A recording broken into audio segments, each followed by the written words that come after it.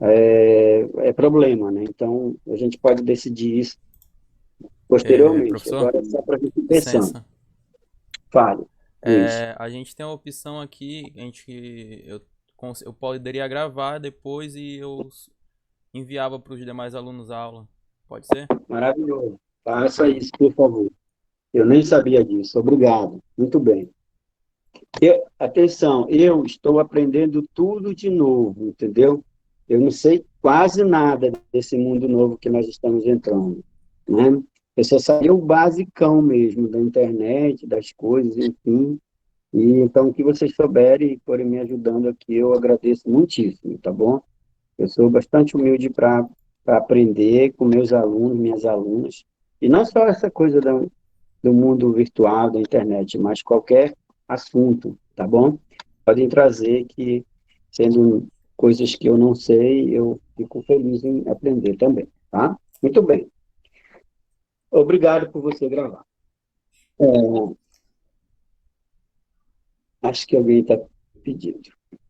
Pois bem, então, a possibilidade dessas avaliações podem ficar para a critério da turma, vocês podem discutir entre vocês.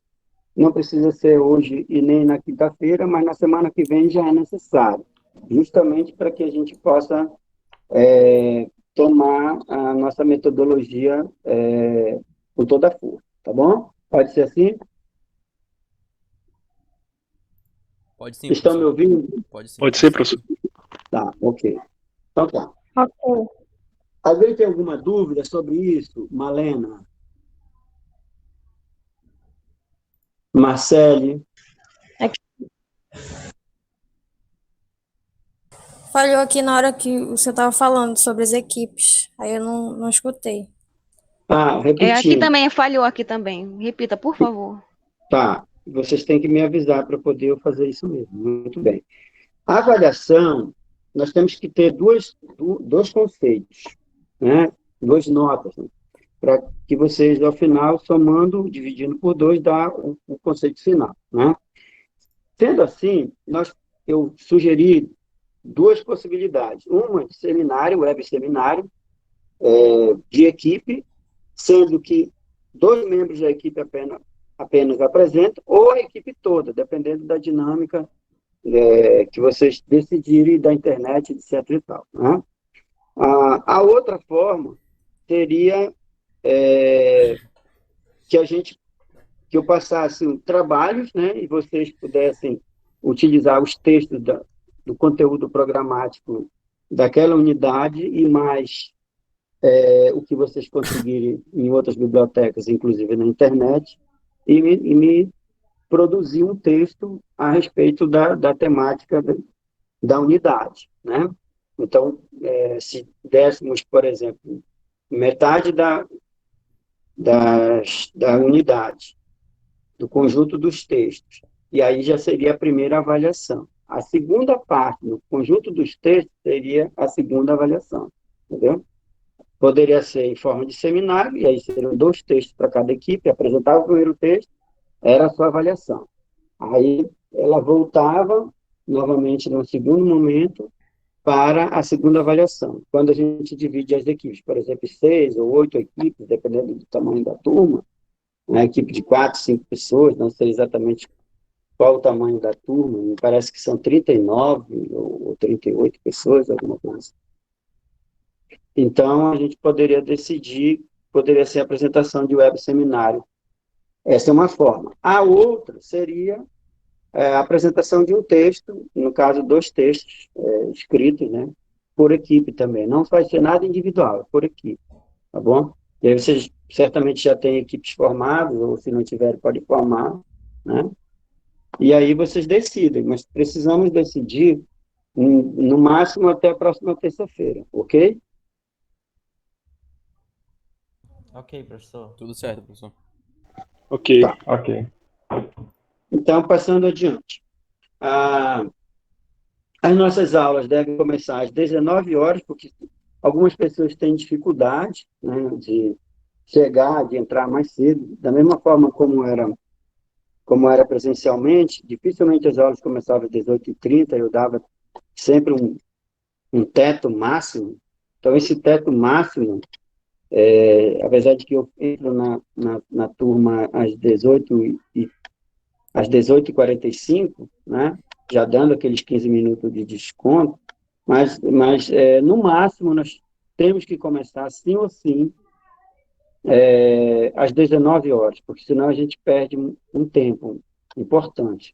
E a gente vai, para não cansar tanto vocês, eu não sei, eu não tenho problema de ficar cansado, não. Eu falo até muito. Então, pode ser até 9 horas, 9h30, 21h30, alguma coisa assim. Antes nós tínhamos problema de passar de 21h30 por conta do ônibus, né? A galera pega ônibus, era mais perigoso, e já não tinha a mesma oferta de ônibus, então a galera tinha que sair mais cedo. Mas, por mim, a gente vai, se vocês quiserem, até às 10 horas, 22, das 19 às 22. Não há problema por mim. O que vocês acham? A gente já pode mais ou menos ir definindo hoje ou no máximo na quinta-feira.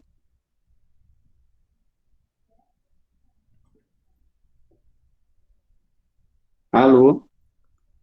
Acho que poderia, assim, até no meio aí, né? Venda 9h30.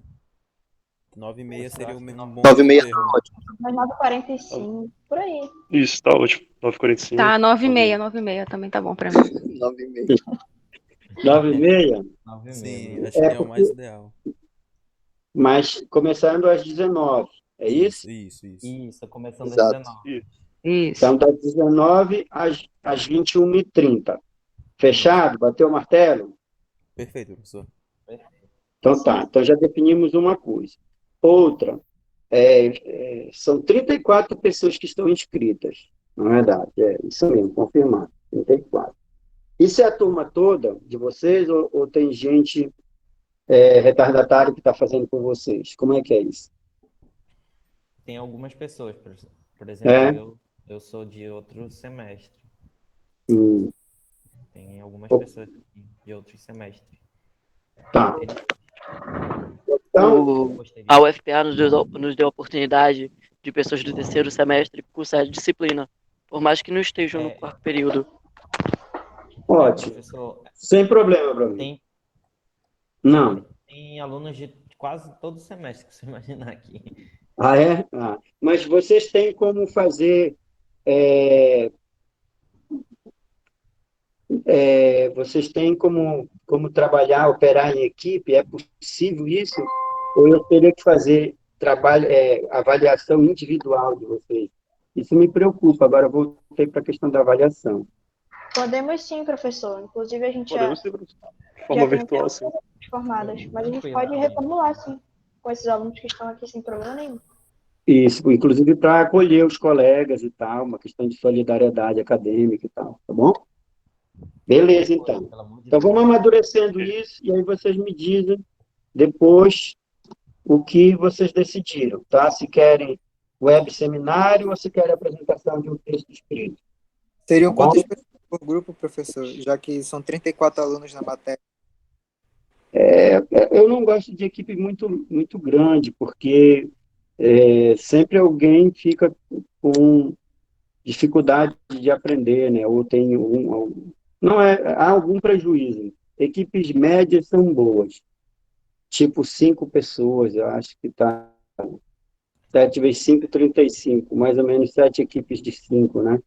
Professor, O que ainda vocês tem acham? algumas pessoas, só um detalhe, tem algumas pessoas que estão aguardando a FACECOM finalizar a matrícula, porque teve algumas pessoas que não apareceram as matérias e foi realizado pelo SIAC, vai ser realizado ainda não foi realizado. Então, estão É verdade. aguardando Então, lançamento. a tendência é que aumente um pouquinho esse número de alunos aí. Uhum. Então a gente aguarda até por isso, né?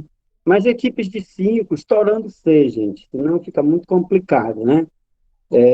Seria, se fosse, por exemplo, o 40, digamos assim, que suba mais 6, seriam 8 equipes, né? de 5. Então, estaria razoável, né, digamos assim. Se não, a gente vai avaliando durante essa quinta e a outra terça para a gente bater o martelo. Tá legal? Tranquilo.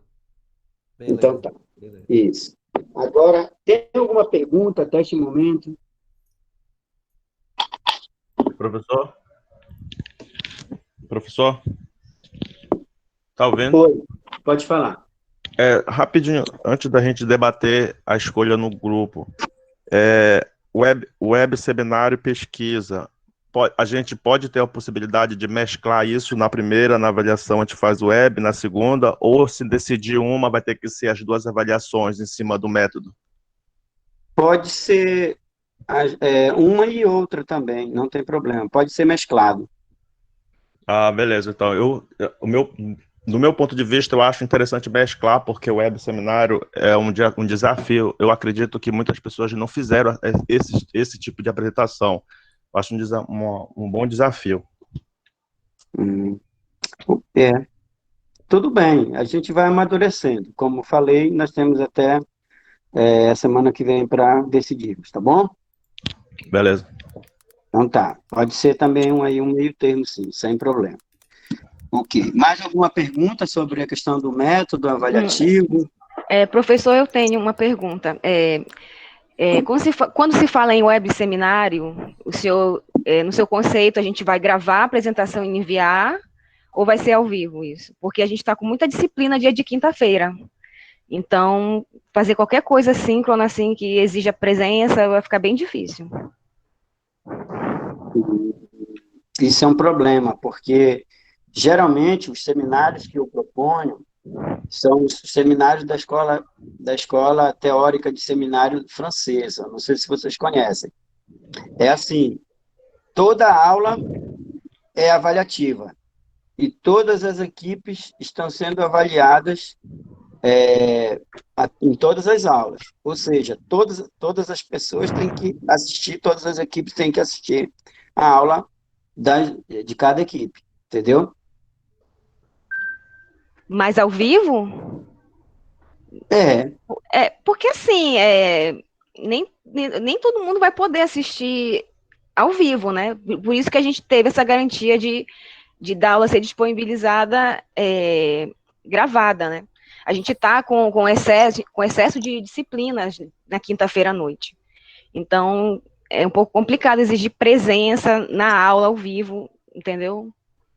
Isso é uma questão que está sendo discutida, inclusive, na minha turma, essa quantidade de aula na quinta-feira, à Uma noite. opção é Mas mudar também- o dia da sua aula na quinta para quarta, né? Não sei. Mas também, Sim, professor, se o senhor quiser fazer web seminário, a gente poderia. Um outro professor abriu também das pessoas fazerem vídeo. Ao invés de sim, fazer verdade. só o web seminário, e poderia aí disponibilizava os vídeos. Isso, no Drive. Isso, Poderia ser. Foi por isso que eu perguntei, porque um outro professor está fazendo assim, de forma gravada, né? Aí eu queria saber se o senhor ia fazer assim também. Ou quer fazer ao vivo, né? O que é bem difícil. Pode ser gravado, eu não tenho problema. A única questão que nós precisamos garantir no web seminário é que todos os alunos tenham acesso a esses seminários, entendeu? Porque para não perder conteúdo, compreende? Uhum. Professor, Agora, a outra condição, já passa a palavra, Luiz. A outra condição seria de mudar o horário, como alguém sugeriu aí. Não tem problema por mim também, não. No caso, mudaria o Fala, dia da Luiz. semana ou o turno? Não, acho que mudaria o dia da semana, não é isso? Para quarta-feira. Sim. Para quarta-feira. Quarta-feira, Pra quarta-feira a à nós noite, no da caso. noite, 2019, quarta-feira é um dia livre pra gente. Perfeito, então, a gente. Turma de 2019. Tem que ver os outros casos, né? Pois é, porque a nossa turma tem gente da manhã, tem gente que tá pagando matéria, então Fora que né, também é uma sugestão, né? essa troca de horário que Economia o pessoal política. quer fazer, de pegar um dia livre e botar uma aula, pode prejudicar quando a gente for tentar se reunir com as nossas equipes para fazer os trabalhos. Digamos que um dia livre, mas não é tão livre, porque a gente vai ter que estar fazendo trabalho em cima disso. Tem um detalhe também que tem. Não tá a turma fechada, gente. Vocês têm que lembrar disso, O entendeu? professor ainda tá aí, que o vídeo dele travou. Ah, ele travou, caiu aqui. Gente, Gente, é uma sugestão, assim, não é. Claro que isso jamais vai ser decidido assim, Sim. entendeu? A gente sabe que nem todos estão ao vivo agora. Eu, por exemplo, ainda não estou na turma do CIGA, então eu não estou contando como aluna lá no sistema. Gente, assim, essa questão, se optarem pelo seminário, dá para fazer o seguinte, que é até uma coisa que a minha equipe de formação do capitalismo contemporâneo vai fazer, que é fazer esse mesmo formato, assim, de reunião pelo Google Meets. Aí a gente vai fazer a gravação da reunião e enviar pro professor, até porque aqui no Google Meets ele tem a opção de fazer uma apresentação em slide e tal. Aí seria basicamente isso, a gente construir um drive e nesse drive a gente ia fazendo o upload de todas as apresentações e ia ficar disponível tanto pra gente quanto pro professor. Aí essa é uma coisa que o meu grupo pensou. Aí caso seja Essa questão do drive é uma boa ideia assim. mesmo. Juntar num drive todas as apresentações, né? Sim. Tá, uma boa sugestão. Inclusive é o que eu vou fazer com essa aula aqui. Depois eu vou arranjar um drive ou a gente encontrou outra plataforma para eu enviar a gravação. Gente, só um detalhe, eu acho que não, para mim é um pouco inviável a questão de mudança de horário. Por exemplo, se mudar para quarta-feira, eu tenho matéria na quarta-feira. Sim. Aí, eu não sei para as outras pessoas, mas para mim eu não consigo participar. Tem aula de economia política. Eu acho que o mais viável seria manter, né, o horário e a gente ia arranjar uma metodologia que a maioria das pessoas conseguissem aderir. Isso, sem essa exigência de ter que estar ao vivo, porque a gente sabe que nem todo mundo pode. Sim, sim. Tem que ser assim. Cadê o professor? Ele entrou, só ele que eu acho que o microfone dele tá desativado. Ele tá na reunião.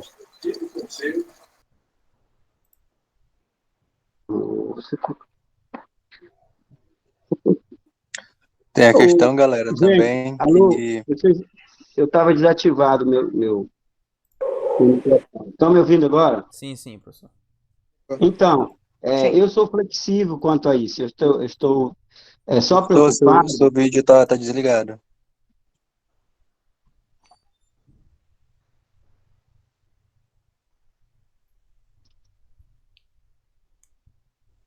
Sim, eu sou flexível quanto à metodologia, e o horário, enfim. E até porque é necessário ser, justamente porque tem muito problema. Hoje mesmo nós estamos enfrentando toda uma gama de problemas, né, para a gente se comunicar. Então, realmente a gente vai precisar ver uma metodologia que seja mais adequada para a maioria, ou, se possível, para todos, né? Eu ainda não tenho não está muito claro, muito nítido para mim como será. Professor, Mas a gente, enquanto você estava fora, eu dei uma sugestão que o meu grupo de formação do capitalismo contemporâneo vai fazer. Que lá o professor, ele também vai ter essa metodologia de seminários. Aí, caso, quando a gente for votar entre seminário ou trabalho, dê a questão dos seminários, a gente poderia gravar a aula. O formato que o meu grupo vai fazer é assim, a gente vai entrar numa reunião nossa do grupo no Google Meets, e até aqui no Google Meets dá para fazer a apresentação de slides e tal, e a gente filmava. Após fazer essa filmagem da aula, a gente construía um drive, e todos os outros grupos iam colocando as suas gravações das suas apresentações, e ia ficar disponível tanto para nós alunos assistirmos, tanto para o senhor avaliar. Aí seria um meio termo que iria garantir a sua metodologia e também ia ser bem flexível para a gente trabalhá-la. É uma boa. É o professor André Coutrinho, teu professor de formação do capitalismo contemporâneo? O que eu estou fazendo é o Giancarlo. Sim. Ok. Pode ser essa metodologia aí adotada pelo Giancarlo, sim, sem problema. Vocês aí, pela equipe de vocês. A qual for mais adequada para a imensa maioria. Eu acho que é o que a gente tem que ter como horizonte, não é isso? Sim, professor. Perfeito. Vocês têm acordo? Eu Sim, estou de sim. acordo. Então Sim, tá. Mas a gente não precisa fechar exatamente hoje. Podemos ter ainda mais prazo para isso, ok? Sim. Ok, professor. Então tá. E sabendo que vão ser duas avaliações. Pode ser as duas avaliações no formato de web seminário, nessa proposição que o Luiz fez, deixar gravado, enfim, e pode ser o trabalho, né? Apresentar um texto escrito e tal. Ou pode ser dois de web, ou dois de trabalho. Então, isso aí fica assim, tá bom assim para a gente passar para frente? Certo. Ok. Tá bom. Então, Tá, tá. ok. Então, nesse momento, eu gostaria de. Voltou aqui a minha internet do.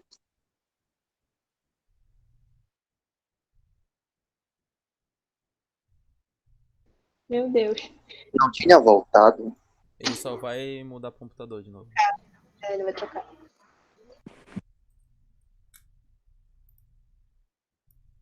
Aí, gente, a questão do Drive, parece que é só 15 GB, aí se passar a gente bota no YouTube mesmo, sei lá. Pois é, tem tudo isso, né? Uma informação, eu tenho vocês podem acessar um canal Revolução Socioambiental, que é um canal que eu tenho no YouTube, entendeu? A gente pode também colocar lá, disponibilizar, além de outras plataformas do Meet e tal, como vocês acharem melhor. O importante, e que eu quero garantir, é que todos e todas tenham acesso ao conteúdo programático, e não seja por isso, por qualquer situação que não tenha acesso ao conteúdo, entendeu? Certo, professor. Então tá. Agora eu vou apresentar, então, o conteúdo programático propriamente, né? Já falamos um pouco da metodologia, da avaliação, ainda não batemos o martelo, mas já tem sinalizado como pode ser, né? Que o número de estudantes pode aumentar de 34 para 40 ou até mais. Já fizemos a nossa apresentação pessoal, algumas pessoas se colocaram, outras se reservaram, não tem problema. Então, agora eu penso que é hora de tratarmos sobre o conteúdo propriamente. Vejam bem, Estado e Economia, como eu fiz a introdução, é uma gama enorme de temática, um conteúdo vastíssimo. Então, para vocês terem uma ideia, eu já trabalhei uma média de 32 textos, né, de diferentes autores, né, e tenho duas encadernações grandes de textos dos principais autores do debate de Estado e Economia, né, pelo menos em língua portuguesa, que é o que dá mais acesso à maioria dos estudantes, né. Felizmente, no nosso país, a gente tem uma grave dificuldade de ter um segundo ou um terceiro idioma, né, e é um padecimento que a gente tem coletivo. Né, mas, então, pelo menos os principais autores e que já estão traduzidos para o português, nós teremos acesso, isso é importante. A outra coisa é que eu queria renovar essa disciplina com novos autores, inclusive autores que não entraram em nenhuma dessas versões anteriores de Estado e Economia, nem, inclusive, nas aulas dos outros colegas que ministram essa disciplina. Tem vários professores que ministram, mas hoje em dia ficou basicamente, nos últimos 4, 5 anos, comigo e com o professor Trindade, né? Então, nós dois ministramos essa disciplina. A princípio, o conjunto dos textos são mais ou menos iguais, 60%, 70%, ou vinha sendo. Eu não sei se ele vai promover alguma inovação com autores e tal, bem contemporâneos. Eu gostaria de fazer isso, porque eu acho, inclusive, muitíssimo importante, né?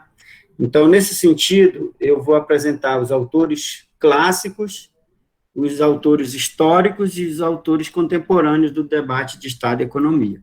A partir desse momento, para vocês entenderem panoramicamente quais são esses autores e quais os debates que eles vão estar trazendo para a gente, ok? Entendido? Certo. Tá. Pois bem, eu começo com autores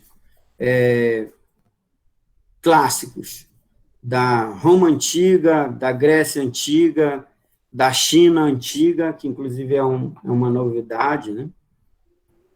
Ou seja, das civilizações do passado profundo que tiveram as primeiras formas institucionais, organizativas, de Estado, de governos, de organização política societal, até a Idade Medieval. Do período medieval até a modernidade, e da modernidade nas suas modulações. A primeira modernidade, a segunda, a terceira modernidade, ou então a modernidade tardia, a modernidade média, a inicial, enfim, a forma como os autores vão trabalhando, a contemporânea.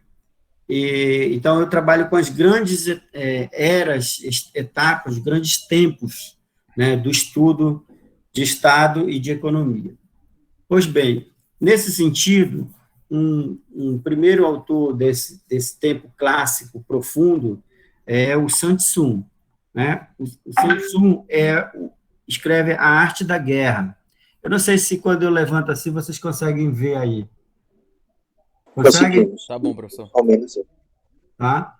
Arte da Guerra, do Sun Tzu, é uma bibliografia que tem pelo menos 2.500 anos. É um general filósofo chinês, perdão, que serviu ao imperador da sua época, mas ele não foi apenas um guerreiro, um general, ele foi um teórico, um filósofo, e entrou para a história com essa obra, A Arte da Guerra, que é um livro de cabeceira dos principais políticos no mundo inteiro, né? Porque a política e a guerra e a economia, elas são muito próximas umas das outras. Inclusive, existe a economia de guerra, né, a política de guerra e o estado de guerra, né? Então, vocês percebem que é uma obra que é necessário para o nosso entendimento. Então, ela é de 500 anos antes de Cristo ou 2.500 anos, né, para a gente entender o tempo histórico em que ela foi escrita. E até hoje tem várias versões em quase todos os idiomas, e A Arte da Guerra é um texto que ajuda a gente a entender esse conflito geral no interior da sociedade, né? Por que as sociedades convulsionam-se? Por que elas entram em guerra, né? Ainda que muitos estados não queiram ir à guerra, eles acabam, de alguma forma ou de outra, por um problema social, econômico, político, geralmente, entrando em estado de guerra. Então, a Arte da Guerra, ela é uma obra que ajuda a gente a entender essa profundidade aí, tá bom? Vamos trabalhar, portanto, com ela. Outro autor importante é Cícero, que é um filósofo italiano, né, latino, do que hoje se tem de Itália, mas era Roma, antiga cidade, estado de Roma, né, que vai falar sobre a influência, né, da política, da moral, da história crítica do período em que ele viveu, e ele foi senador da República Romana, né? É um dos autores seminais ao lado de Sêneca, que vai trazer inovações, inclusive na filosofia, na política e na história, né? Então, Cícero será um dos nossos autores. Dá para ver aí? Sim, sim. Nós não vamos trabalhar, evidentemente, o livro todo, tá? São capítulos, os capítulos mais importantes, ou trechos mais importantes de diversos capítulos, tá bom? Eu vou disponibilizar direitinho para vocês, tá legal? Sem contar que existe a obra, todas as obras clássicas que eu vou apresentar existem em PDF na internet, tá? Sem problema para acessar também, ok? Pergunta até agora sobre Sun Tzu e Cícero? Tudo tranquilo. Já tinham ouvido falar nesses autores? No da Arte da Guerra, sim. Na Arte da Guerra também já tinha ouvido Somente falar. Arte da Guerra até agora. Ok, é muito famoso mesmo. Ok. O outro autor latino é o Sêneca. O Sêneca também é romano, né? E traz um debate sobre racionalidade, vontade, liberdade, virtude, essas categorias ou conceitos filosóficos que têm a ver com o gestor do Estado, né, o organizador coletivo, né, do Estado, com as pessoas mesmo. Né? O Estado, propriamente, ele é um ente etéreo, ele não existe concretamente o Estado, existe os governos que assumem as estruturas do Estado. O Estado em si, per si, não existe, não tem como eu vou ao Estado, não, você vai a pessoas que têm posições, que têm funções na estrutura, na esfera do Estado, em nível municipal, estadual ou federal. Por exemplo, você vai na Secretaria de Saúde, na Secretaria de Meio Ambiente, na Secretaria de Economia, na Secretaria de Justiça do Estado. Então, você procura uma instituição governamental que é a estrutura real dessa coisa etérea, não palpável, abstrata, que é o Estado, né? Vocês estão compreendendo o que eu estou falando? Sim, perfeitamente, camarada. Sim. Então, o Léo, seja bem-vindo, Léo. O Léo não é das ciências sociais. Eu esqueci de dizer para vocês, eu deixei, e vocês também podem convidar colegas de vocês de outros cursos, namorada, namorido, entendeu? O namorado, quem vocês quiserem, para participar. É livre, como a sala não é física, então não vai ficar ninguém aperreado, né? E fiquem totalmente à vontade para convidar as pessoas que vocês querem para a minha aula, tá bom? Será um prazer. Oi. Com relação ao conceito de Estado, a gente pode entender o Estado também não só como os governos municipal e tal. A gente pode também os três poderes, né, completos, o Estado, a mão armada do Estado, as Forças Armadas, esse conjunto todinho, não é isso?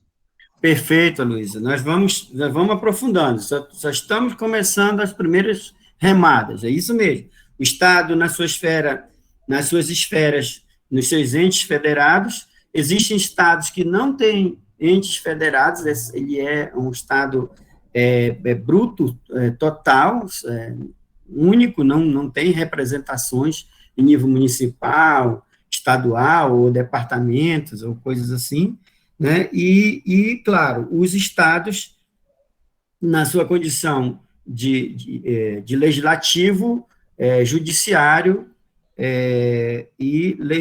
legislativo, executivo e judiciário. E, evidentemente, dentro do executivo, o braço armado do Estado, evidentemente, né? Está correto. Nós vamos tratar de todos esses pormenores.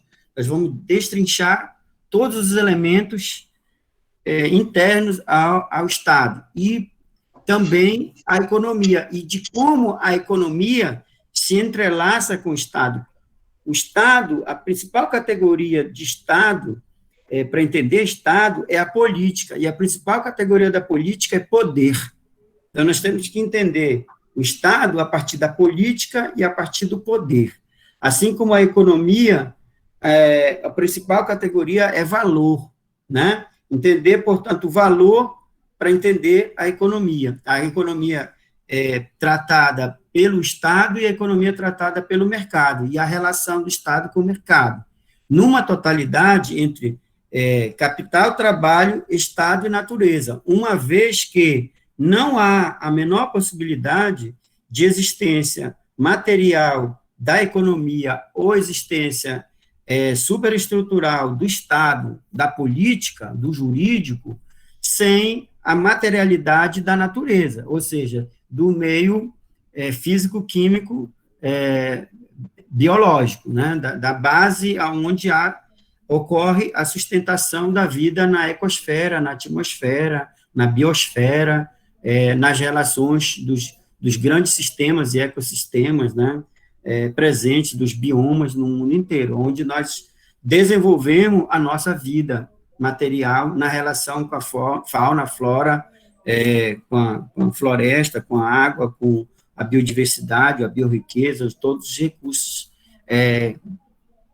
indispensáveis para a nossa vida, né? Então, é extremamente profundo tratar de Estado e economia se você visualizar esses elementos todos que eu falei, né? Não, vocês estão compreendendo?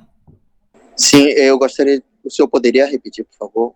A principal categoria do Estado é a política e dentro da política, o poder.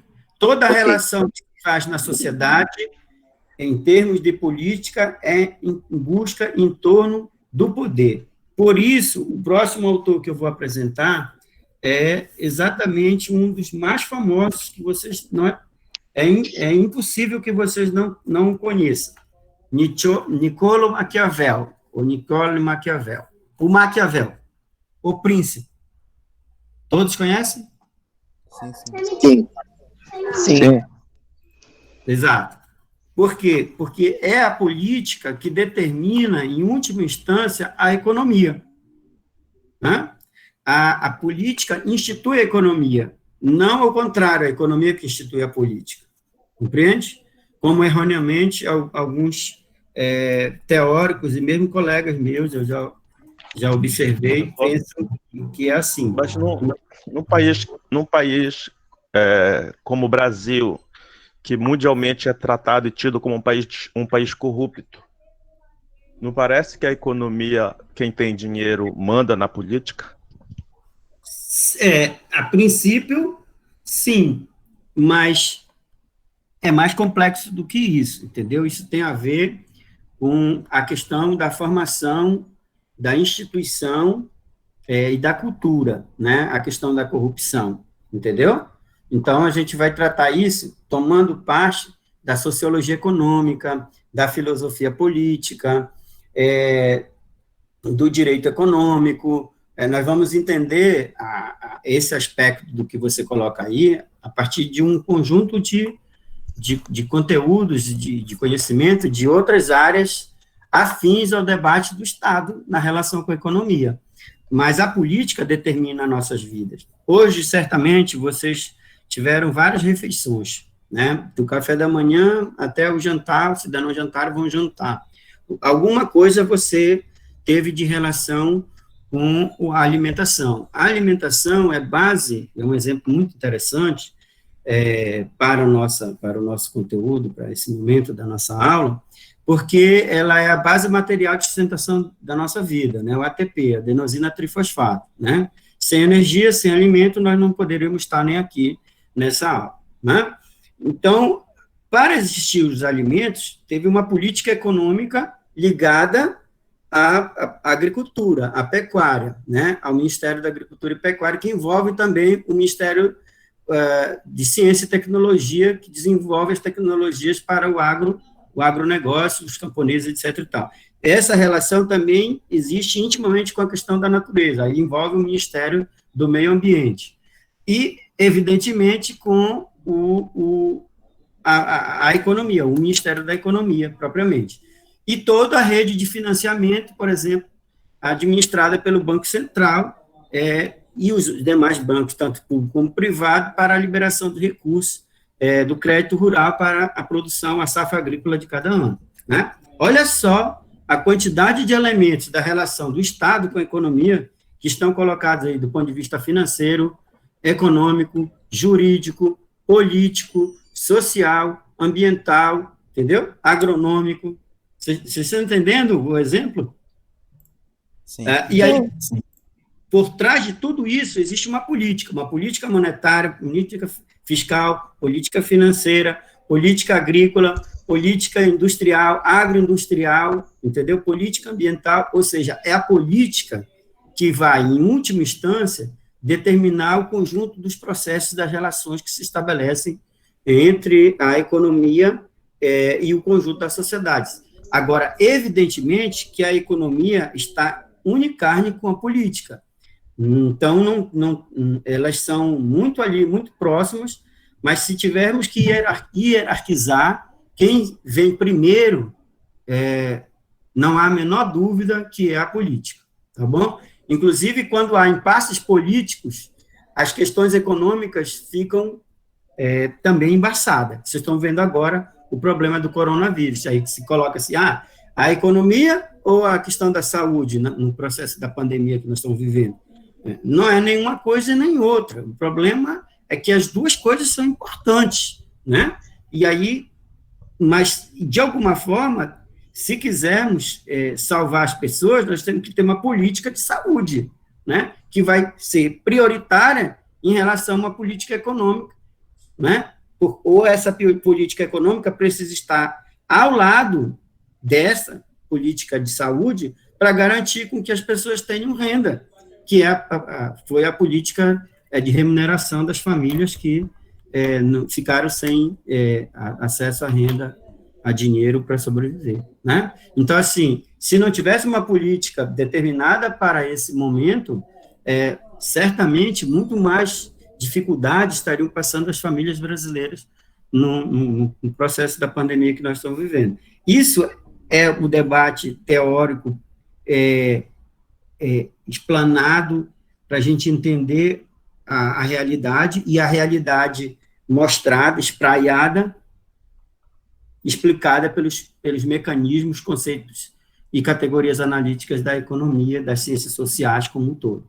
Vocês estão começando a entrar no entendimento, no espírito da disciplina, no espírito da metodologia, né, de trabalho que eu venho desenvolvendo há muitos anos, especialmente nos últimos 10 anos, que é o materialismo histórico dialético sistêmico. Por isso que eu ligo a economia com a política, com a sociologia, com a filosofia, com a história, com a ecologia. Eu sou o único professor da UFPA que faz isso, entendeu? Não estou dizendo isso por orgulho próprio, essas coisas, não. Só estou falando uma constatação, entendeu?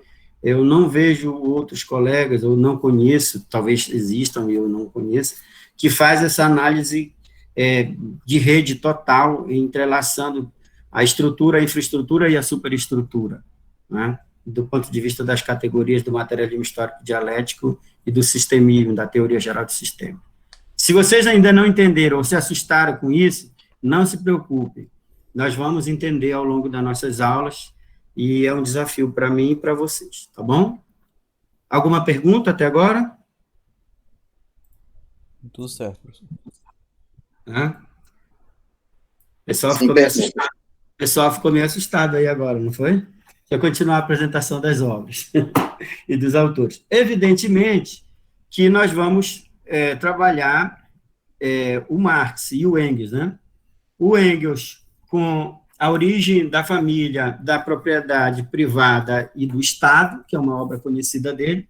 Não sei se vocês já tiveram acesso em outras disciplinas ou algum texto dessa obra. Dá para ver aí, gente? Sim, professor. Dá sim. Dá para ver de boa. Se não tiveram, vão ter aqui, tá bom?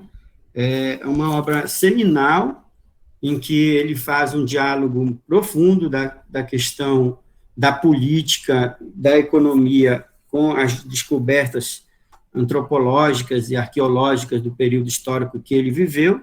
Evidentemente que temos muitas coisas novas e recentes, e eu também vou trazer, né, para nossas aulas, né, do que ele não viu, mas que se desdobrou no século XX e XXI, né, em termos da evolução das pesquisas científicas, especialmente nas ciências sociais, em torno da família, da propriedade privada e do Estado. Mas nós vamos começar com essa obra importante, histórica, do Engels, tá bom? Para entender esse debate com mais profundidade. Qual a relação que se estabelece das famílias com o Estado, com a economia, com a política, né?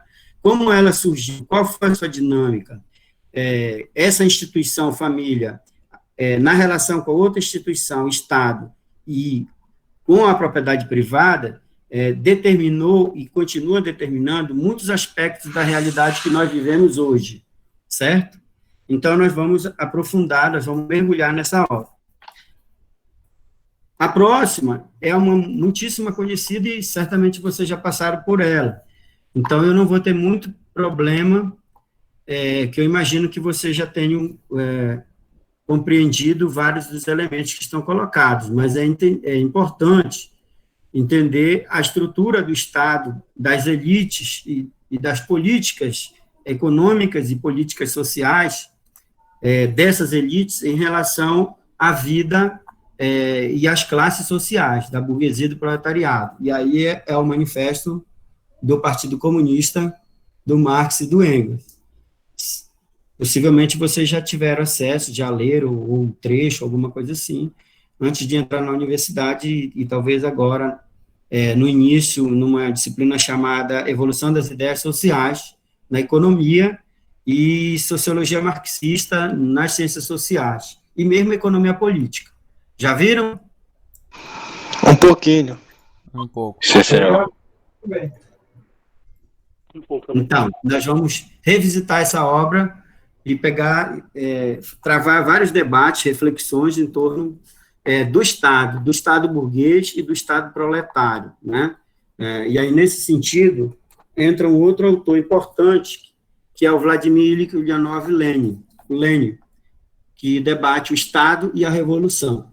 O Estado que nós temos é o Estado conservador, né, predominantemente, mas já tivemos na história do século XX Estado progressivos ou progressistas, em que as classes e as massas, as classes proletárias, operárias, os pobres, os povos mais empobrecidos, ou espoliados, explorados e oprimidos pela burguesia, forjaram um percurso da sua luta de classe, né? Então, a gente vai ver um pouco desse debate em Estado e a Revolução, numa perspectiva teórica do campo marxista também, que é a obra do Vladimir Lenin.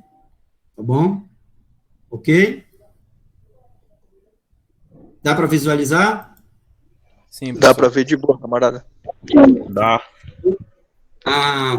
Ainda nessa perspectiva, é preciso entender que o Estado, na sua relação com o mercado, e, portanto, com a economia privada e com a economia pública, inclusive algumas universidades adotam o nome dessa disciplina não como Estado e economia, mas economia do setor público, né? Aqui a gente vai fazer uma relação muito forte entre o Estado, a economia da propriedade privada, porque vivemos no capitalismo, o capitalismo na sua fase imperialista, globalizada, né, radicalizada, profundamente radicalizada, de interferência, inclusive, global em estados subalternos pelo império, né, pelos impérios, especialmente americano e europeu, mas também agora, de alguma forma, pela China, nipo-chinesa, né, Japão e China, da Ásia, são os três grandes impérios blocos políticos econômicos imperiais de estados nacionais que determinam ou interferem econômica e politicamente muito fortemente sobre outras nações, outros estados-nações, né? Vocês até recentemente viram a grande crise, embate econômico, político-econômico entre os Estados Unidos e a China em torno do aço, né?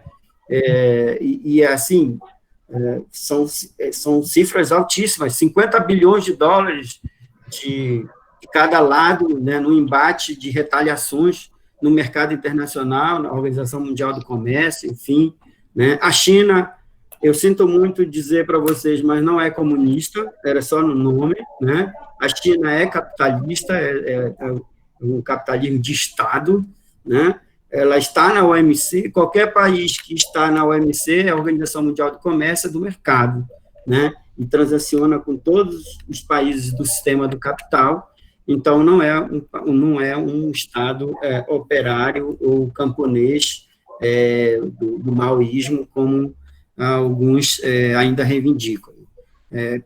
Por que eu falo isso? Não sou eu que estou falando isso, é a realidade e o conjunto dos teóricos que analisam a situação da China hoje, né, como um grande império que, em muitos aspectos, rivaliza com o Império Americano, né? Então, você tem a relação desses impérios determinando a vida de bilhões de pessoas no mundo inteiro. Daí a necessidade de estudar a China contemporânea, os Estados Unidos contemporâneos, um chamado República Democrática da China, Estado chinês, e outro chamado República dos Estados Unidos da América, né? Também um Estado imperialista. Então, aí, para entender esse debate, nós vamos ao velho e bom texto do Imperialismo, o Estágio Superior do Capitalismo, do Vladimir Lenin, novamente, né? Além dele, da Rosa Luxemburgo, que discute a questão do imperialismo, do Gramsci, e também outros autores que nós vamos lançar mão durante esse debate dessa temática do imperialismo dos estados na relação com a economia comum. Alguma pergunta? Professor? Oi? Tem um livro, acho que é Philip Kotler, Capitalismo e Confronto. Ele, no início do livro, ele já fala de cara que o sistema econômico capitalista é o melhor que já se inventou no mundo. Só que ele faz duras críticas. Ele é aluno do Milton Friedman, estudou em Chicago, no MIT. Ele fala alguma coisa acerca da China. O senhor falou que a China é capitalista. A China, ela se intitula um sistema econômico comunista. Alguns dizem que ela é capitalista. Ele fala que a maioria dos economistas hoje dizem que ela é um sistema econômico chinês, porque existe característica dentro do sistema econômico da China que não pode ou não tem característica 100% capitalista e também não se aproxima de um sistema comunista. Por exemplo, ele diz que a China não tem um mercado financeiro aberto, como a gente encontra nos sistemas econômicos capitalistas. Por isso que ele coloca esse parêntese que a China ela pode ser classificada como um sistema econômico chinês, porque só acontece ali dentro algumas características que a gente não encontra nos outros lados. Pode ser que ele tenha razão, e eu quero ler. Philip Cotton, é? Exatamente, é o Capitalismo em Confronto. Eu anotei aqui, eu vou me interessar por adquirir essa obra para fazer esse debate com esse autor e trazer para a gente também à luz da nossa disciplina, não é problema. Veja bem, toda a análise interpretativa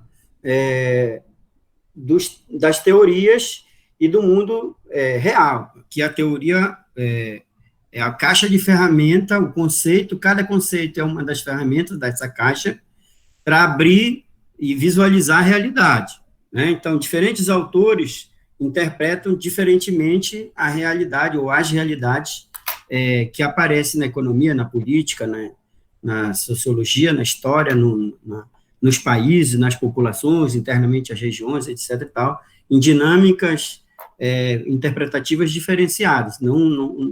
Às vezes elas corroboram uma com a outra, às vezes elas entram em antagonismo forte, e outras elas se mesclam, né? Não dão conta de explicar tudo, mas dão conta de explicar grande parte ou uma boa parte do processo, né? E aí, nesse sentido, eu queria também apresentar a Max Weber, né, que também versa sobre economia, sobre sociedade, sobre Estado, e ele tem uma obra importante, que é a Ética Protestante e o Espírito do Capitalismo, na qual ele vai aqui, nessa obra, dizer que grande parte do avanço do capitalismo, especialmente nos Estados Unidos, deveu-se à ética protestante. Olha aí essa ideia de explicar um sistema econômico, político, a partir de um sistema religioso-cultural, né? Então, é uma perspectiva, é uma visão também, né, de como interpretar a realidade, e é muito válida. De fato, se você for ver a relação que o protestantismo e a cultura de mercado, de acumulação de riqueza e de apropriação e de pensamento conservador privado é muito forte na ideologia religiosa dos protestantes, né? Do calvinismo, especialmente, né? De Lutero, etc. e tal. Então, nós vamos também visualizar, compreender, entender, nos apropriar desse debate econômico e da relação com o Estado e desenvolvimento de um país inteiro, não só dos Estados Unidos, mas de outros países também. A própria Inglaterra também tem elementos de desenvolvimento a partir dessa interpretação do avanço do protestantismo, né?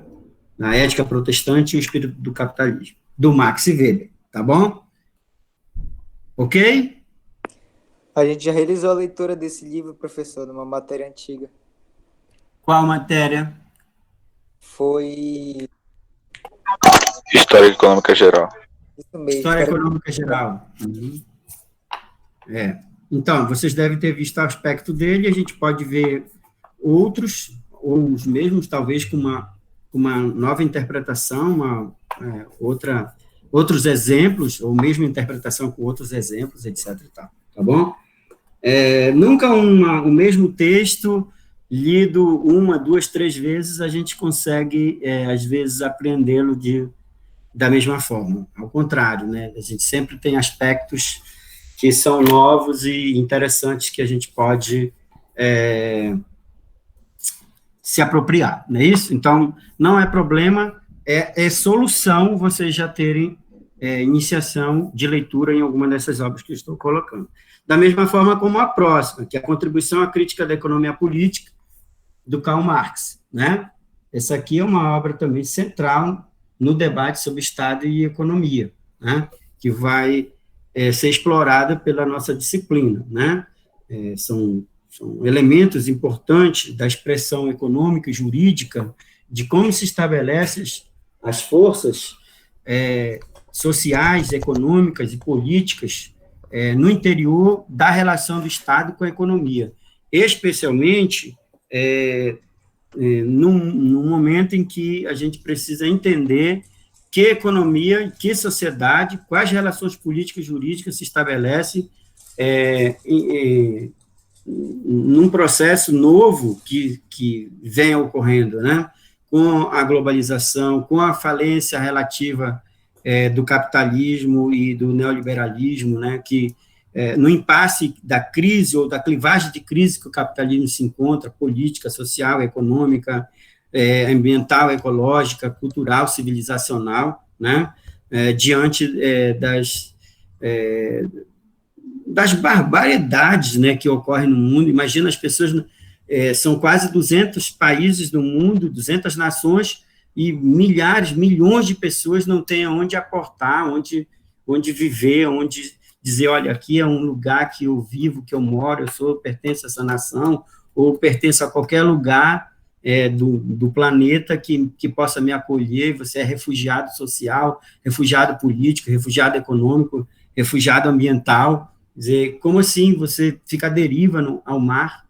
Né? Então, é um problema que os estados nacionais enfrentam e que muitos autores dizem que o debate de nacionalismo, de Estado nacional, já está ultrapassado em relação à nova posição que a sociedade mundial deveria ter por conta da nova metamorfose mundial, né, que nos impõe uma outra possibilidade, não de Estado-nação, não de defender o nacionalismo, mas a velha discussão que os internacionalistas, que os marxistas, que os revolucionários já faziam, inclusive antes de Marx, né, em torno de, especialmente os anarquistas, né, que não devêssemos ter ou cultuar nações, né, estados nacionais, ou qualquer estrutura dessa, o preconceito, ou ideologia em torno de nacionalismo, que o internacionalismo, que todos nós somos do planeta Terra, isso é o que deveria ser, né? E aí, nesse sentido, eu trago um autor alemão, desses contemporâneos, já entrando em alguns desses autores contemporâneos, que é Ulrich Beck, A Metamorfose do Mundo, Novos Conceitos para uma Nova Sociedade. Essa aqui é uma bibliografia nova que eu pretendo explorar no nosso livro, no nosso curso, perdão, e que vai trazer vários elementos desse debate, dessa metamorfose, dessa transformação, né, social, política, essas mudanças profundas em torno de uma nova era em que ele diz bem claramente que há uma superação do debate nacional, nacionalista, e que nós devemos pensar o mundo de forma mais cosmopolita, né, um mundo sem essas fronteiras nacionais e tudo mais. Ok? Estão me ouvindo? Ok. Sim, senhor. Ok, estamos ouvindo. Ok. Professor, como é que é esse material? Oi? Como é que a gente vai conseguir esse material aí que o senhor está apresentando? Em cada um deles, eu não sei se dá para ver aqui, tem uma marcação, já viu? Sim, dá para ver. Essas marcações, eu vou com o auxílio da minha Tudão, a minha companheira, que eu falo para ela, eu brinco que ela é Tudão, porque ela me auxilia em todas as coisas, que eu não sei lidar com muitas coisas desse mundo novo de vocês, né? Como ela é uma jovem, e a minha sorte é que ela se apaixonou por mim, e aí ela me dá essa força, entendeu? Então, nós vamos transformar tudo isso aqui em PDF, e vamos mandar para vocês. Vocês vão ter, assim, um material maravilhoso para explorar, tá bom? Que, inclusive, vai servir não só para minhas aulas, mas talvez para vocês, para o resto da formação de vocês, tá bom? Então, todos os textos que eu estou apresentando, que eu estou falando, a parte do livro que nós vamos explorar estará em PDF para vocês, tá bom? Esclarecido? Obrigada. Alguém riu aí, né? Mas é verdade. Eu tenho muitas limitações e aí ela me ajuda muito. Vale. Por exemplo, no meu caso e do caso do Emanuel, a gente não está na disciplina formalmente, né? Como é que a gente pode ter acesso, assim, porque eu suponho que o senhor vai colocar no CIGAL os textos, né? E aí como é que a gente pode ter acesso? Alguns desses textos eu tenho, né, fisicamente, tal, mas outros não. E aí como é que a gente eu posso colocar no grupo de WhatsApp. Isso, pode mandar WhatsApp, pode mandar e-mail, que aí eu e a Marcele, né? Isso. Podemos socializar com vocês, tá bom? Entendeu, Léo? Beleza, entendi. E quem não for também do curso, da disciplina, não tiver matriculado oficialmente, ao final tem que, pelo menos, presenciar 70% das aulas, das atividades, fazer e tal. Vai ter o certificado meu, na verdade é uma declaração que eu vou assinar que você participou, tem um curso de 60 horas do Estado de Economia, ok? Isso vale como carga horária para concluir o curso? Vai valer? Como que é, mano?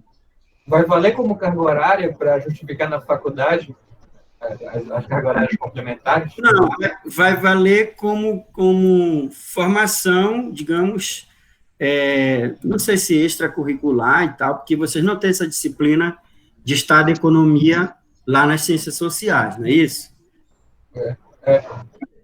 Entendeu? Serve para a tua formação. Assim como se alguém aqui quiser fazer Ecologia Política, que é um dos cursos que eu vou ministrar também, pode fazer, entendeu? Não está nem na Sociologia, nem na Economia, nem no Direito, nem no Serviço Social, né?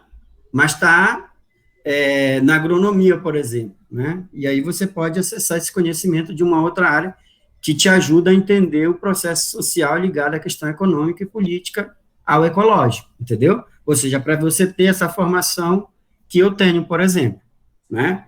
Em que você acessa o ferramental teórico-científico, essa base tecnológica do conhecimento dos saberes de diversas áreas disciplinares e forma com ela um feixe, uma clivagem de elementos que você pode movimentar para entender o mundo, a realidade explicado, né? Certo?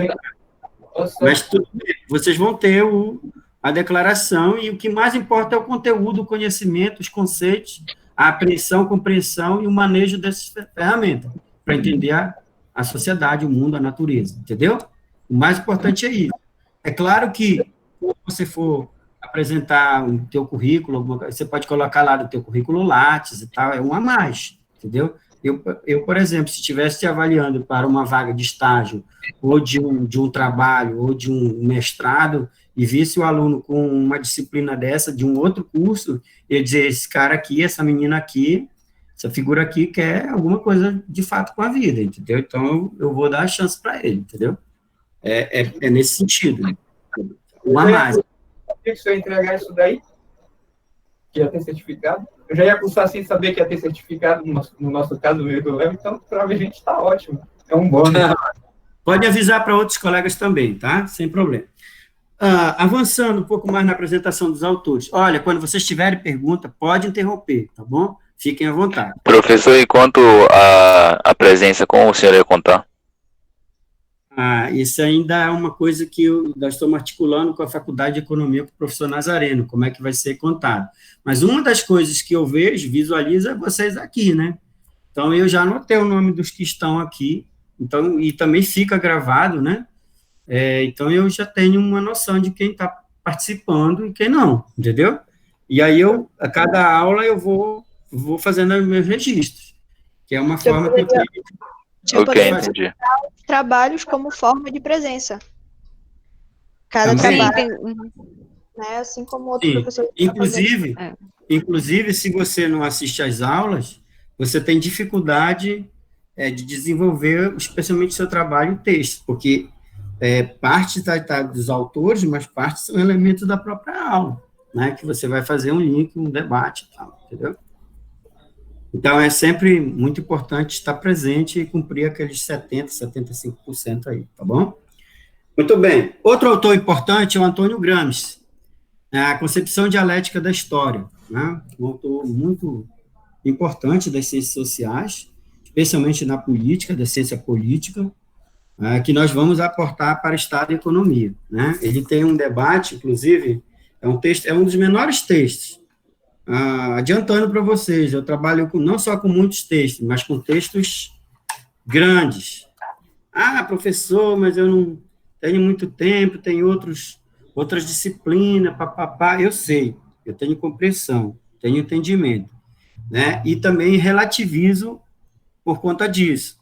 Mas o meu papel e o meu dever, a minha obrigação é dotá-los do conteúdo mais complexo, profundo, de alta qualidade no campo da excelência para que vocês possam acessar ou neste momento ou no momento posterior, mas tenham acesso ao material, entendeu? Se vai ser possível todos os textos serem lidos por todos vocês, é pouco provável, mas um ou outro texto vocês vão se identificar, autor e tal, e vão ler, e vão se interessar mais. Breves notas sobre economia, esse texto aqui, ó. É o 5 aqui do livro dele, Concepção Dialética da História. Dá para ver aí o título? Dá para ver, sim. Sim. Então, ele é um autor italiano, muitos de vocês já devem conhecer, ter tido, no mínimo, alguma curiosidade sobre o Gramsci, e ele é um dos autores novos que vão entrar nessa disciplina agora também. Aí tem o Maurice Duverger, que é o professor de Sociologia Política da Faculdade de Direito de Ciências Econômicas de Paris, que trabalha a ciência política, a teoria e método. Né? Nós vamos ver também um capítulo desse livro dele. Todos os autores contemporâneos que eu estou acessando para a nossa disciplina, eles são autores de referência internacional, tá bom? Da Europa, dos Estados Unidos e daqui da América Latina também. Já daqui a pouco eu chego neles.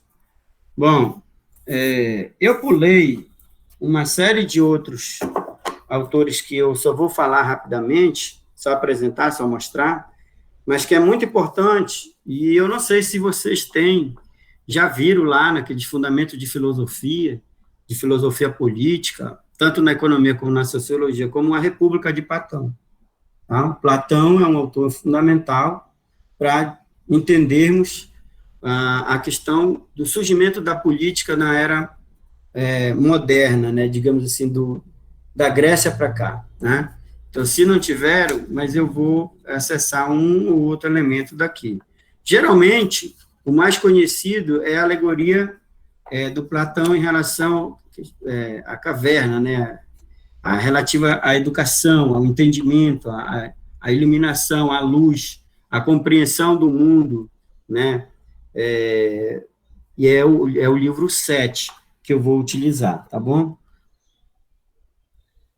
Outro, também, do mesmo período, é o Aristóteles, que foi discípulo do Platão, que fala sobre política. É uma obra clássica, que não tem como a gente passar por Estado e Economia sem ver política e república. Né? Depois, o Leviatã, né, do Thomas Hobbes, que muitos de vocês já viram na sociologia e na economia, provavelmente em Evolução das Ideias Sociais, pelo menos quando eu ministrava essa disciplina, eu trabalhava com essa obra, e nós vamos ver a relação que ele faz da sociedade com o Estado, da sociedade civil, e o que ele compreende dessa natureza da relação humana com as estruturas, as instituições, como família, Estado, etc. Né? E o Manuscritos Econômico-Filosófico, que é o primeiro exercício do Marx na questão das incursões dele sobre o mundo econômico, né? Reflete sobre a questão econômica, né? E que, obviamente, está relacionado diretamente com o Estado. Bom, esses são um conjunto de obras que eu pretendo trabalhar, digamos assim, como obras prioritárias, mas também outras que eu considero muito importantes e bem contemporâneas, como Uma Breve História da Humanidade, Sapiens, do professor da Universidade de Jerusalém, professor Harari, Yuval Noah Harari. Não sei se vocês já ouviram falar nele ou no livro. Só para vocês terem uma ideia, essa aqui é a 51ª edição desse livro em português, já traduzido para mais de 40 idiomas ao redor do mundo. Então, ele é muito importante, é um debate que trata do início da formação, da evolução humana sobre o planeta e de como esse processo histórico profundo de milhares e milhões de anos no processo evolutivo da natureza nos conduziu e nos trouxe até aqui na nossa relação com a economia, com a vida, com a natureza e, obviamente, com a estrutura dos estados nacionais e seu poder imperial, né, na contemporaneidade. Ok? Alguma pergunta? Eu tenho uma pergunta, professor. Fique à vontade. Os textos que o senhor está repassando vão ser só trabalhados em aula, ou eles vão ser tipo os materiais que a gente vai usar para fazer os trabalhos, que seriam os seminários e as partes escritas? Para todas essas coisas que você falou, para as aulas, para os seminários e para os trabalhos escritos. e vocês ainda podem acessar outros importantes, tá bom? Além desse, ainda temos um conjunto de textos que estão separados em encadernações minhas, né, tipo do Norbert Bobbio e tal. Então, assim, encadernações que eu separei, selecionei, mas que eu vou passar para vocês em forma de PDF. Nem todos os textos eu vou cobrar, entendeu? Mas todos os textos eu vou me referir a eles, entendeu? Eu vou tratá-los, eu vou buscar destrinchá-los, porque eu considero que eles são muito importantes para a formação do cientista social, especialmente do cientista social das ciências econômicas, né, que é a ciência social aplicada, tá bom?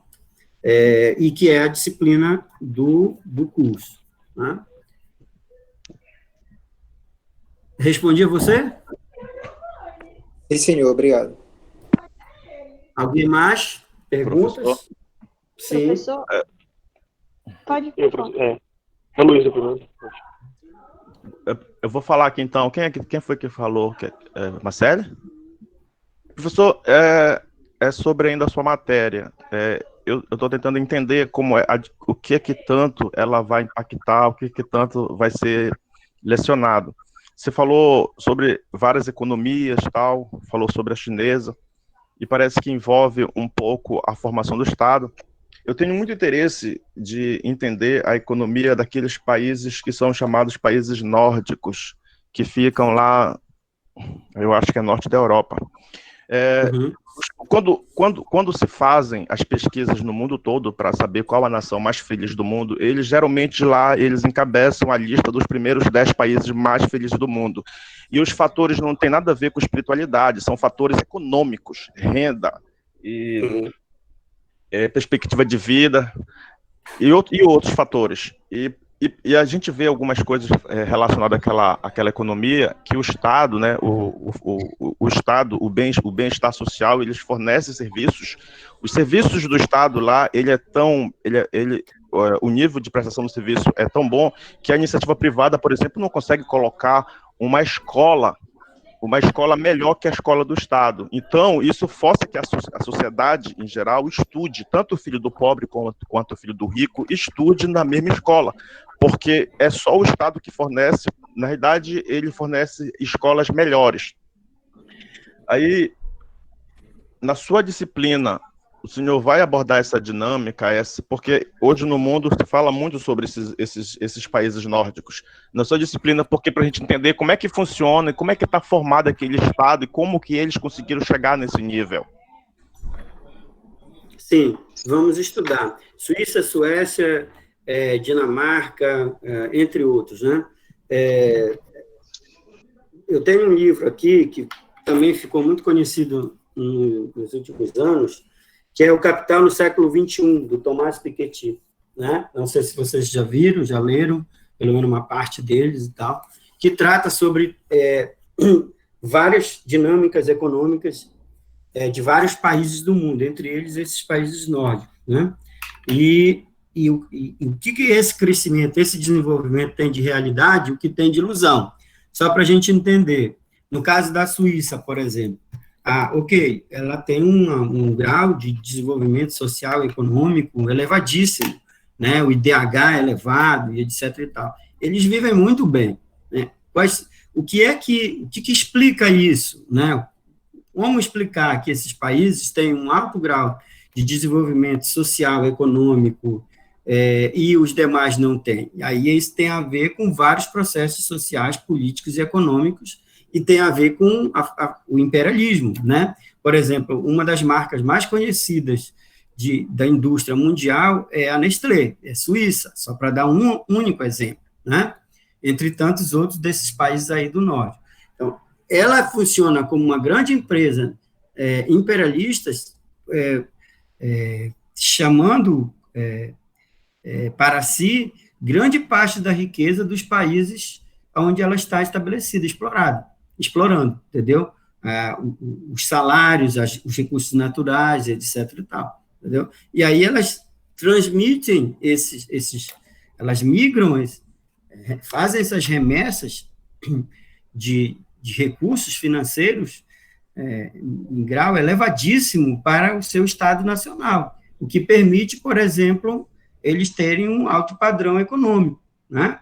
E esse é só um exemplo, né? Então, a grande questão não é por que exatamente uma determinada região ou bloco de países, de nações, estados nacionais tem um determinado nível de rendimento social, econômico, político, e outros não têm. Não há uma explicação unilateral, nem só econômica, nem só política, nem só cultural. Então, geralmente, tem vários elementos colocados ali. Eu citei um exemplo, né? Mas tem vários. Né? Lá, por exemplo, tem uma opinião pública muito forte, muito participativa. As pessoas têm um grau de conhecimento e de cultura e de elevação de escolarização muito grande. Então, as pessoas sim, são muito politizadas e elas vigiam os seus líderes políticos, né? Você tem primeiro-ministro pegando o metrô, andando de bicicleta, indo para o seu trabalho, e ele não tem nenhum aparato que o Estado brasileiro, por exemplo, latino-americano ou mesmo americano, dá para os seus políticos, para os seus ministros, chefes de Estado, etc. E tal. Todo aquele aparato que envolve desde segurança até carros, enfim, apartamentos funcionais, casas, palácios, como é o caso do Brasil, nos Estados Unidos, né, o presidente mora na Casa Branca e tal, entendeu? Não tem porque é uma cultura política, entendeu? Uma cultura da participação da sociedade civil que vai determinar em que aquela sociedade, aqueles políticos, aquela relação do cidadão com o Estado, com a estrutura institucional estabelecida, tenha outro resultado por conta da participação, da crítica, da compreensão, da profundidade, do entendimento e da cooperação que os seus concidadãos têm entre si, entendeu? Então, tem uma explicação econômica, tem uma explicação política, tem uma explicação cultural, né? E todos esses aspectos e todas essas realidades intervêm para que esses países tenham um resultado superior a muitos outros países e regiões do mundo, entendeu? Nós vamos tratar pormenorizadamente sobre isso também, tá? Então, vamos falar sobre a África, vamos falar sobre a Ásia, vamos falar sobre as Américas, especialmente a América Latina e especialmente o Brasil e a Amazônia. Vocês podem explorar comigo o que vocês quiserem, porque o que eu não souber, eu vou correr atrás. E, geralmente, eu sei um pouco das coisas, desses debates, porque eu acompanho a política, a economia e a ecologia há 40 anos nesse país, entendeu? Então, algumas coisas eu imagino que eu já tenha resposta para alguns aspectos, ou pelo menos uma parte dos aspectos dessas respostas que vocês desejariam, ou desejam, ou venham a desejar. E outras que eu não tiver, humildemente eu digo que não sei, direi que não sei, não saberei, e eu vou estudar junto com vocês, e a gente vai trazer a baila para a reflexão, para o debate, para a nossa análise aqui, com certeza. Tá bom? Beleza. Sim. Professor, eu só tenho uma pergunta. Porque, assim, Fique à vontade. Obrigada. Eu percebi que, realmente, toda a sua bibliografia mostrou que tem um leque muito grande de coisas que a gente ainda vai estudar, vai ver. E eu queria saber se, em alguma dessas aulas, pelo que o João perguntou, a gente vai usar tanto no web seminário quanto nos trabalhos, mas eu queria saber se em algum momento a gente vai colocar essas obras em confrontos, sabe? Porque são realmente obras muito ricas e que exigem um certo conhecimento para fazer um debate delas. Mas eu realmente fiquei muito interessada, porque são muitas obras de autores que abordaram o Estado, o capitalismo de uma forma muito interessante. E eu queria saber se a gente vai, em algum momento, confrontar, né? Se a gente vai entrar em debate. Vai, Nicole, nós vamos sim. Inclusive, em termos de escola mesmo, teórica, entendeu? Que quase sempre elas são agrupadas em escolas teóricas, tanto nas ciências sociais como na filosofia, né? Tanto na política como na economia. Então, fazem parte de escolas de pensamento, de entendimento, de reflexões sobre o mundo, a realidade, o processo histórico, entendeu? Então, aí você vai ter uma escola keynesiana, vai ter uma escola marxista, uma escola weberiana, entendeu? Isso tanto na economia, como na política, como na sociologia, no direito, tá bom? Nós vamos ter várias dessas escolas, não seria exatamente obras de autores em si, mas escolas de pensamento, mas também pode ser obras e obras de autores e autores, entendeu? Geralmente, nós fazemos fechos de escolas de teóricos que estão acomodados ou colocados, entre aspas, aí dentro dessas escolas de pensamento social, entendeu? Mas, quando não é possível fazer assim, a gente vai explorar autores com autores, né? Você vai lembrar assim, lembra que o Marx falava sobre o poder, a relação de poder para o Marx é diferente da relação de poder para o Weber, por exemplo, né? Interpretam o poder de outra forma, um de outro. Às vezes em conflito, outras em consonância, em reflexões próximas, né? Então, a gente vai colocar os diversos autores, as diversas escolas, para dialogarem, e nós vamos dialogar com elas. Ok? Muito, muito bem lembrado, Nicole. Mais alguma pergunta aí? Senão eu continuo aqui. Ainda não terminou. Pensaram que já tinha terminado? Não. A ideia é que a gente avance numa perspectiva em que Estado e economia possa servir de linkagem para frente e para trás, o que vocês já viram, o que vocês ainda poderão ver durante o curso, ou os cursos que vocês venham ter, né? Então, a ideia que, por exemplo, o Ignacy Sacks trabalha nesse livro aqui de Teoria e Prática do Desenvolvimento, e aí vocês vão ter uma disciplina chamada Desenvolvimento Socioeconômico, acho que é no 7º ou no 9º semestre, uma coisa assim, 7º, eu já até ministrei ela. É o debate interessantíssimo que é a ecossocioeconomia. Aí esse livro dele, Rumo à Ecossocioeconomia. Dá para ver daí? Sim. Talvez assim, não sei. É estranho, mas é essa aqui, entendeu? É uma obra que ele vai falar da visão central que prevalece na nossa época do reducionismo econômico, e que é preciso a gente romper com isso e trabalhar uma perspectiva de uma economia social, de uma economia ecológica, e por que não, uma ecossocioeconomia, né? Na perspectiva também que o Georgescu Roegen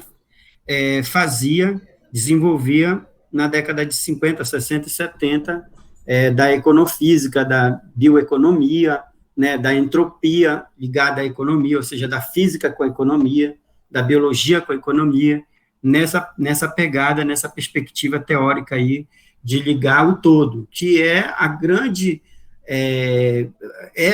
vontade do Marx, por exemplo, na divisão social do trabalho dele e do Engels, que enquanto o Marx ficou com a economia, o Engels ficou com a parte que hoje nós falaríamos que é ecologia, né, do debate político, filosófico, do método que eles queriam desenvolver, né, na divisão de trabalho deles, tanto é que Engels escreve a Dialética da Natureza e o Marx escreve o Capital, como obras seminais importantes que tentam unificar a relação de interpretação de Estado, capital, trabalho e natureza, né? Então, nós vamos seguir um pouco essa pegada aí, e essa obra do Ignacy Sacks, que esteve, inclusive, aqui no NAIA, em Belém e tal, é muito importante. Como é que socioeconomia, tá?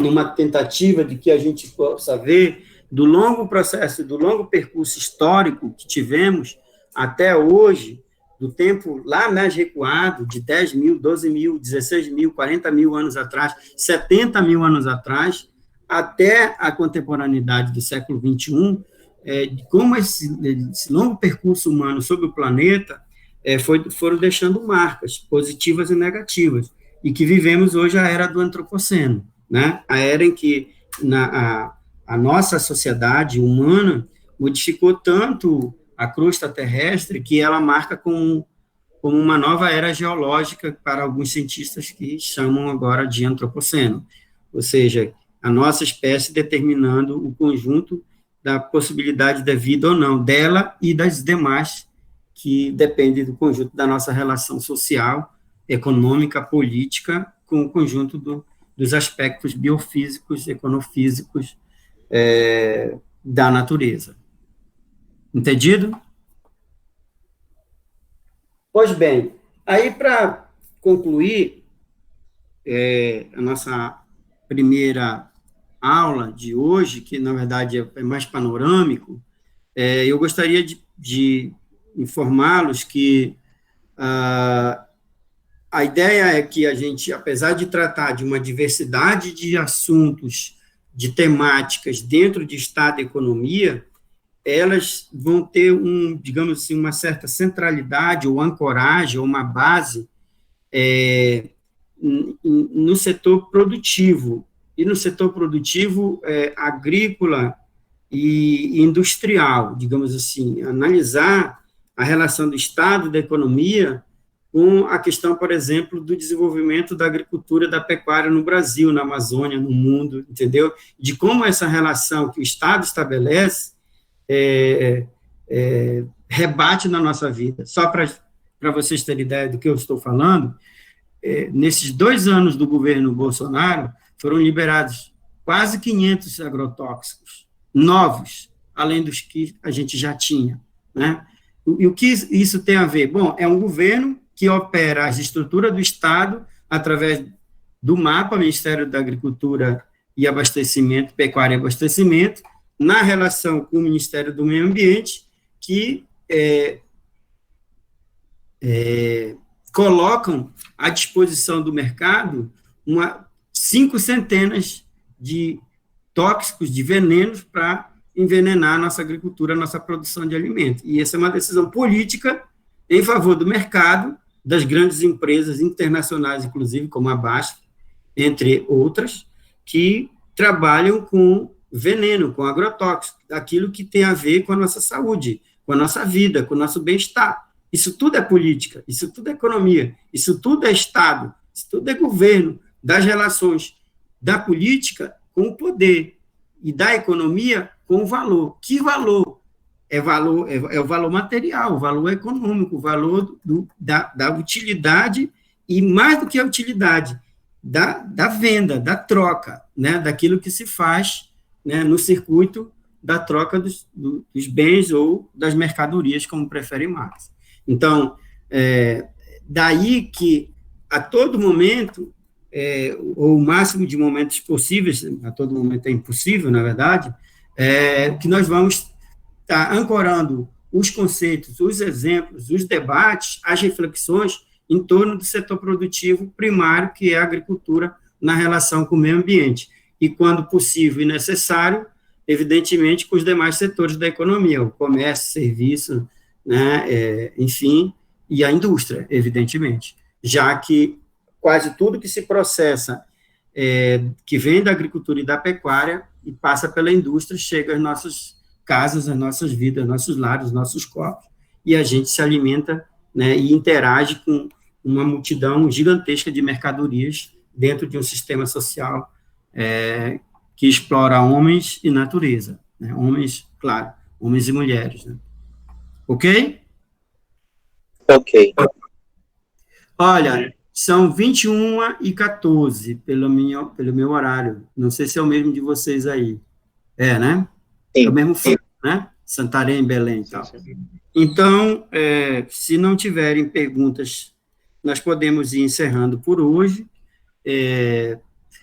O Luiz, eu creio que ficou de gravar, deve ter gravado, e a gente já tudo pode... certo, professor. Hein? Tudo certo, está sendo gravado. Se você puder disponibilizar para a turma, faça isso, por favor. Uhum. E junto com a Marcele, já que você se dispôs a nos ajudar, eu gostaria de pedir que vocês nos auxiliassem sempre nesse processo, porque eu posso esquecer, eu sou muito bom de mexer nessa ferramenta, e aí vocês podem nos ajudar, tanto a mim como a turma, Pode ser? Tudo certo. Tá, pode ser. Professor, só mais uma coisa. Eu queria confirmar seu número de WhatsApp, porque o que eu tenho aqui, o senhor não está recebendo as mensagens, eu acho que pode ser o número errado. Pode ser, por favor, fale. Uhum. O que eu tenho aqui é o 9194-6382. É esse? Isso. Aí, mas tem um outro também. Eu posso te dar um outro, que aí fica com duas possibilidades. Sim. Neuza. 8054 54 3848. 3848. Tá, vou adicionar isso também. Tá bom. Aí você fala comigo também, tá bom? Tá, ok. É isso. Então, se não... mais perguntas, alguma... Eu tenho. Professor, como é que fica a questão dos certificados? Porque eu não prestei atenção direito e eu gostaria de saber. Não entendi, certificado? Sim, o senhor disse que daria um certificado. Ah, sim. Ou para quem certificado não é do curso, né? ou declaração. Para quem não é do curso de Estado da Economia, entendeu? Sim. Para quem não pertence ao curso de Ciências Econômicas. Por exemplo, o Léo, aqui o Emmanuel. Emmanuel, é isso? Exato. E, professor, eu gostaria de perguntar, as aulas vão ser toda terça-feira à noite? São terças e quintas à noite, mas a turma está vendo aí, porque parece que na quinta-feira tem muitas aulas para eles. E é possível mudar, remanejar para outro. Professor, essa ideia não vai para frente, porque vai prejudicar outras pessoas. Então vai manter, então, terças e quintas. O que a gente queria garantir...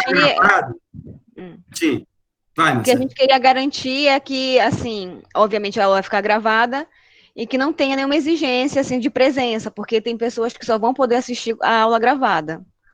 Então, a metodologia, a sugestão é essa, manter o dia, a quinta, e a metodologia é mudar, seria aquela francesa que o senhor falou, né? Eu acho que essa não ficaria muito bem para a gente. Então, a sugestão é essa. Então, a gente... mantém a quinta e pensa numa metodologia que não exclua ninguém. Isso. Tá, não, tranquilo. Por mim está tudo certo. E eu só preciso saber como é que a gente vai ver para um pouco garantir o máximo de presença possível, né? Porque é importante, né? O conteúdo, a presença, enfim, a reflexão. A participação nos trabalhos não pode ser usada, como o Licole falou naquela hora? Pode ser, sim. Ok. Não, tranquilo. O que a gente puder fazer para facilitar as nossas vidas, a de vocês e a minha, a gente vai fazer, tá bom? O certo é que nós vamos construir coletivamente esse processo. É uma travessia difícil. Como vocês viram hoje, a gente teve muitos problemas no início. Eu fiquei bem, assim, frustrado e chateado, né? Poxa, justo a nossa primeira aula inaugural, já com problemas e tudo, mas eu imagino que a gente vai superando aos poucos e se ajudando, se cooperando, tá bom? Eu sou geralmente um professor tranquilo, flexível, mas exigente também no sentido do conhecimento, do campo da excelência, da formação profissional, né? Porque depois de muitos anos, a gente olha para trás e não sei vocês, mas eu mesmo tenho meus professores que marcaram a época, entendeu? Que foram fundamentais, estão ali na lista dos mais que contribuíram comigo, entendeu? Inclusive, eu tenho alunas que já são professores da universidade com doutorado, e foram meus alunos no nível médio, entendeu? Né? Então, assim, eu sempre prezei muito pela qualidade, né? Pelo empenho, né? De cada um, começando por mim, né? Eu me cobro muito nesse sentido também. Por conta da oportunidade que a gente está tendo, né? De ter um acesso a uma universidade pública, a maior do Norte e Nordeste do Brasil, gratuita, de muita qualidade, que os trabalhadores, através dos seus impostos e da exploração da mais-valia, nos dão a oportunidade, nossos pais, enfim, muitas pessoas fazem sacrifício por nós mesmos fazemos nossos sacrifícios, entendeu? Então, acho que é importante a gente valorizar e aproveitar a oportunidade, certo? Certo. Beleza, camarada, eu tenho uma pergunta. Pode fazer. Então, a disciplina vai ser às terças e às quintas, às 7 horas ou só às quintas? Não, terças e quintas, das 19 às 21, conforme a gente acordou aqui no iniciozinho. Ah, beleza. Tá? Então, terças e quintas. Se você não puder assistir, ou qualquer outro ou outra colega daqui, podem acessar a aula gravada que a gente vai disponibilizar, e também na plataforma do YouTube, que eu tenho um acesso, um canal chamado Revolução Socioambiental. Só para finalizar mesmo, lá eu desenvolvo uma série de debates e que são de outros campos de saberes e de disciplinas que, se vocês estiverem interessados, vocês podem acessar. Tá começando, na verdade, nós vamos alimentar agora a partir de amanhã, estava esperando essa aula inaugural, de Estado e Economia, mas nós vamos ter aula de Economia Política, de Ecologia Política, de Sociologia Econômica, de Ecologia, de Agroecologia Política, de Filosofia Política, enfim, de outras áreas do conhecimento, que não necessariamente dentro da Sociologia ou da Economia, como a maioria de vocês são aqui, né? A própria economia, economia pública, né, ou do setor público, economia amazônica, que apesar de ser ministrado por outros professores, toda a minha formação econômica, mas grande parte é na área da economia amazônica, enfim, são várias disciplinas, ecologia agrícola, economia rural, enfim, que eu vou, se não estou enganado, 12 disciplinas que eu pretendo colocar nesse canal, e sempre numa pegada de debate social, econômico e ambiental, atravessado pela política, né, e a ecologia. Tá bom? Um abraço a todos e a todas, foi um prazer. Me desculpem, eu fiquei um pouco chateado com as quedas, e eu fiquei meio, assim, não fiquei tão alegre como normalmente eu sou, uma figura mais para cima e tal, mas a próxima quinta eu prometo que eu vou estar melhor, tomar café e comer um chocolate, que eu vou ficar mais de energia. Tudo bem, professor. Tá bom? Tranquilo. Obrigado, Um abraço professor. a todos. Obrigado.